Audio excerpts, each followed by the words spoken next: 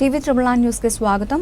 మార్చి 31వ తేదీన ముగ్గురు వ్యక్తులను కత్తితో దాడి చేసి పరారైన నిందితులను ఎస్పీ అశోక్ కుమార్ ఆదేశాల మేరకు సీఐ రోషన్, ఎస్ఐ ప్రతాప్ రెడ్డి ఎంతో చాకచక్యంగా కేసును ఛేదించారు. నిందితులు షేక్ సల్మాన్, షేక్ సోహల్ను పుట్లంపల్లి దగ్గర అదుపులోకి తీసుకున్నట్లు తెలిపారు. ర్యాష్ డ్రైవింగ్ వద్దు అని మందలించినాడని, కక్షగట్టి కత్తితో దాడి చేసి గాయపరిచాడని నిందితులు తెలిపారు. అలాగే నిందితుల దగ్గర నుండి 2 ద్విచక్ర వాహనాలు, నేరానికి ఉపయోగించిన కత్తిని స్వాధీనం చేసుకున్నారు.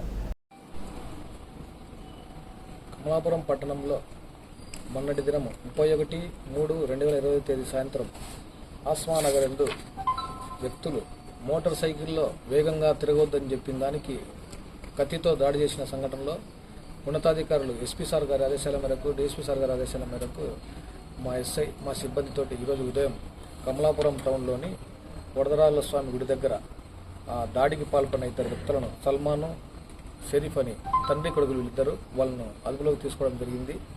వారి దగ్గర నుంచి నేరానికి ఉపయోగించిన కత్తిని, అదేవిధంగా మోటార్ సైకిల్తో ఇతను ఫస్ట్పై గుద్దడం జరిగింది. ఆ మోటార్ సైకిల్ కూడా సీజ్ చేయడం జరిగింది.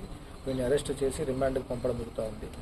పోలీస్ శాఖ తరఫున ప్రజలకు మనవి ఏమనగా, ప్రజలు వాళ్ళ తల్లిదండ్రుల పిల్లలు వాళ్ళు ఏ విధంగా ఏం చేస్తున్నారు, వాళ్ళు ఎవరితో కలిసి తిరుగుతూ ఉన్నారు, వాళ్ళు ఎటువంటి అలవాట్లకు బానిసలైనారు అనేది దయచేసి గమనించి వారి మీద దృష్టి పెట్టాలా.